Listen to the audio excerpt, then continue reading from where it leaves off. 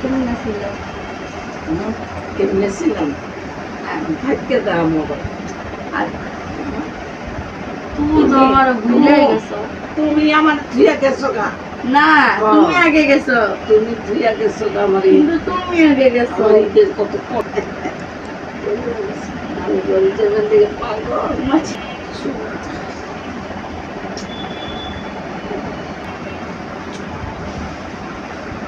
দাদি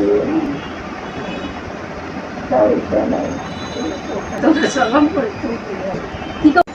এই যে আমি তোমার সালাম